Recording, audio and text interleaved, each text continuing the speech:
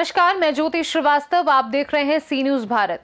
लखनऊ विश्वविद्यालय में शुक्रवार को दो महत्वपूर्ण अवसरों अंतर्राष्ट्रीय प्रवासी दिवस और हिंदी दिवस को धूमधाम से मनाया गया।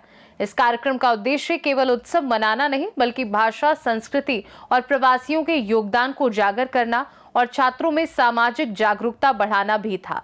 इस अवसर ने न केवल हिंदी भाषा की समृद्धि को प्रदर्शित किया, बल्कि ये भी याद दिलाया कि प्रवासियों का समाज और संस्कृति में महत्वपूर्ण स्थान है और हमें उनके अनुभवों और योगदान का सम्मान करना चाहिए।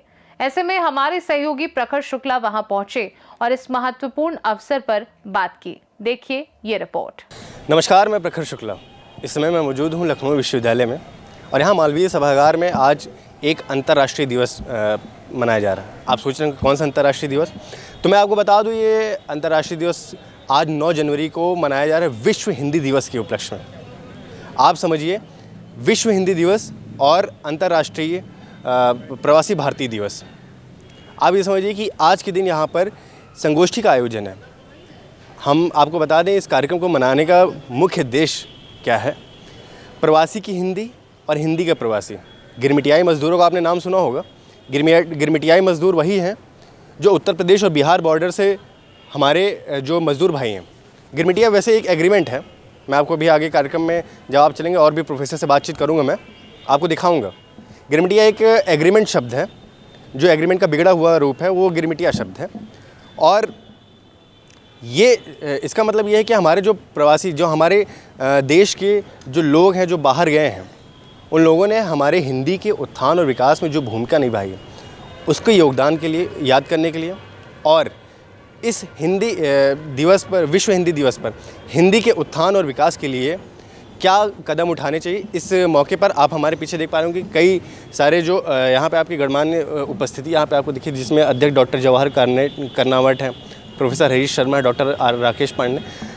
इन प्रोफेसर्स यहाँ पे आएंगे, अपना वक्तव्य देंगे और हिंदी के विषय पर अपने राय रखेंगे। आइए हम आपको मिलवाते हैं डॉक्टर बाल मुकुंद पांडे जी से और जानेंगे कि आज के इस विषय पर, आज का जो दिवस है, विश्व प्रवासी भारतीय दिवस और जो विश्व हिंदी दिवस यहाँ पे मनाया जाए, आज इनके जानेंगे क्या सर, क्या कहना चाहेंगे आज के इस दिवस पर? हिंदी भारत की भाषा है और यह दुनिया में प्रवासी कार्यकर्ताओं के माध्यम से गई है, वहाँ जाकर अपने रूप में परिवर्तन करके फिर भारत में भी आई है।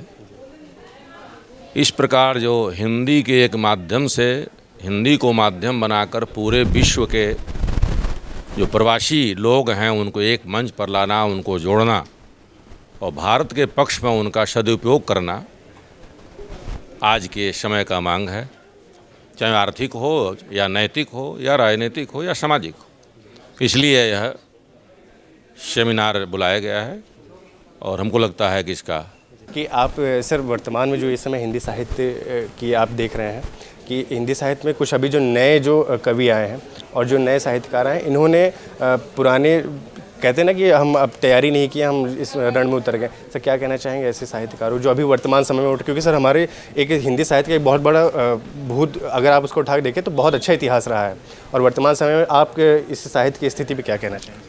ये अभी जब हम हिंदी साहित्य की बात करेंगे और 4 लोगों का नाम लेना होगा तो हजारी प्रसाद द्विवेदी का लेंगे और विद्यानिवास मिश्र का लेंगे, कुबेरनाथ राय का लेंगे।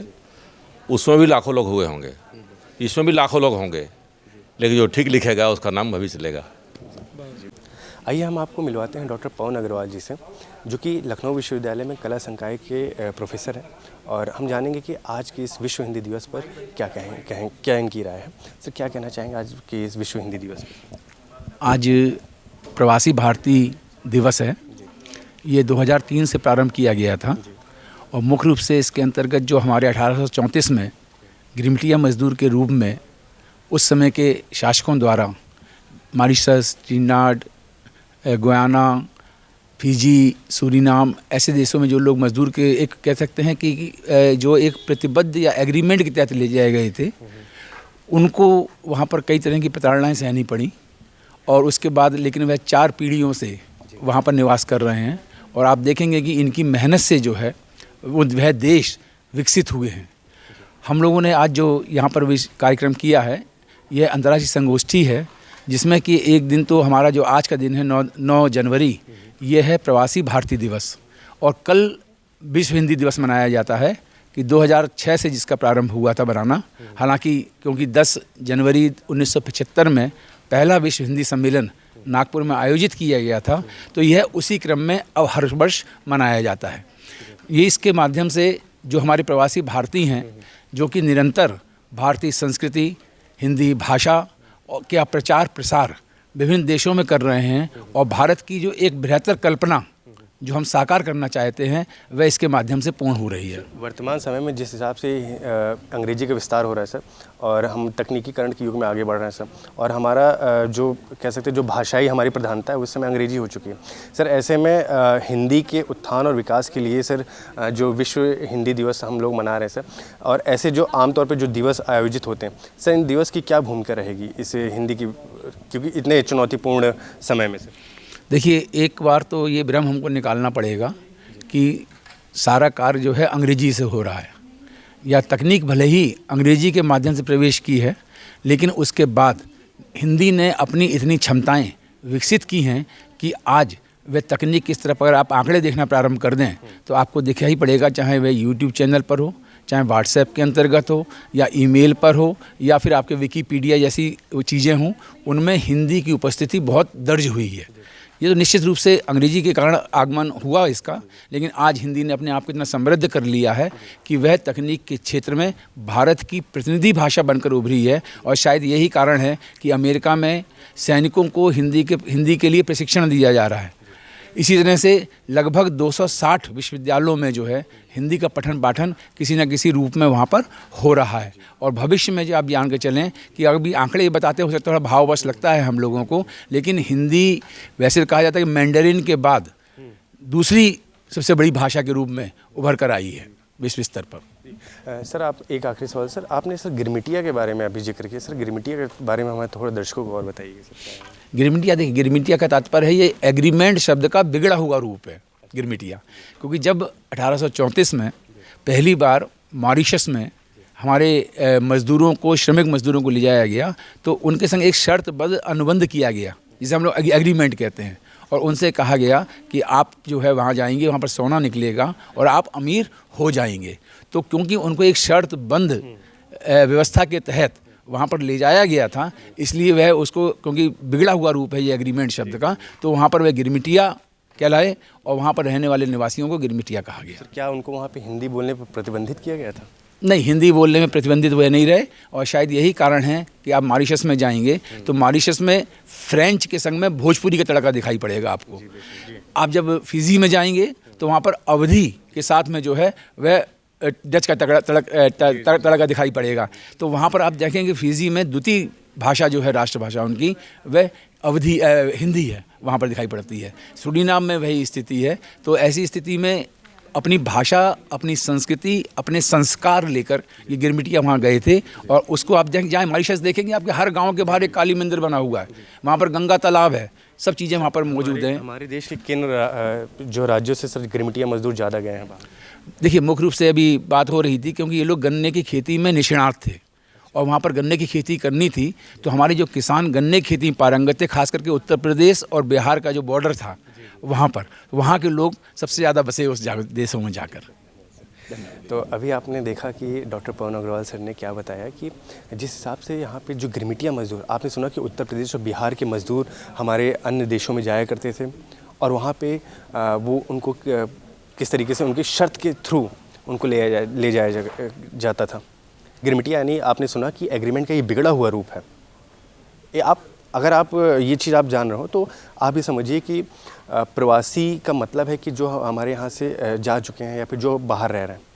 और ऐसे में विश्व हिंदी दिवस पर आज तकनीकीकरण के युग में जिस हिसाब से हम आगे बढ़ रहे हैं, उस पर डॉक्टर पवन अग्रवाल सर ने जो बताया, हम अंग्रेजी की ओर अग्रसर हैं, हम अंग्रेजी भाषा अपना रहे हैं, लेकिन उसके बाद आप ये समझिए कि हम हिंदी जो हमारी नींव है, हम इसका भी पूरा सम्मान हमें करना चाहिए और हम इसका पूरा सम्मान करते हैं। आप ऐसे सम्मेलनों से देख पा रहे होंगे कि किस तरीके से आज हिंदी के ऊपर विशेष जोर दिया जा रहा है। अंग्रेजी हमारी राष्ट्रभाषा है, अंग्रेजी हमारी कामकाज की भाषा है, लेकिन हिंदी तो हमारी राष्ट्रभाषा, हमारी मातृभाषा है। हमें इसके साथ एक मैत्रीवत इसको लेके चलें और हिंदी के सम्मान करें, हिंदी को बोलें, हिंदी को प्राथमिकता दें, हिंदी को पठन पाठन में आपने देखा कि अभी जिस हिसाब से पवन अग्रवाल सर ने बताया कि आज लगभग हर विश्वविद्यालय में किसी न किसी माध्यम से हिंदी को पढ़ाया जा रहा है। ऐसे में विश्व हिंदी दिवस पर आपने डॉक्टर बालमुकुंद पांडे को सुना और डॉक्टर पवन अग्रवाल को सुना।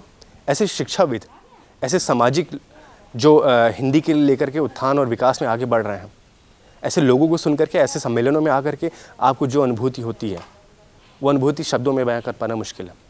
और इस संगोष्ठी का उद्देश्य सिर्फ इस बात पे है कि हिंदी का उत्थान हो, प्रवासी भारतीय दिवस, विश्व हिंदी दिवस का यहाँ पे आगे वर्चस्व हो और तमाम ऐसी जो चीज़ें हैं जो हिंदी के उत्थान में बाधा बन रही हैं, उन बाधाओं का निराकरण हो। फिलहाल हिंदी सर्वव्यापी है और सर्वव्यापी रहेगी। आपने देखा कि हमने यहाँ पे आकर के जो विश्व हिंदी दिवस पर एक रिपोर्ट प्रस्तुत की। आपने यह रिपोर्ट आपको कैसा लगी, आप हमें ज़रूर बताइएगा। देखते रहिए सी न्यूज़ भारत। कैमरामैन दीपक के साथ मैं प्रखर शुक्ला। इस खास रिपोर्ट में फिलहाल के लिए इतना ही। देश और दुनिया की बाकी खबरों को जानने के लिए आप देखते रहिए सी न्यूज़ भारत।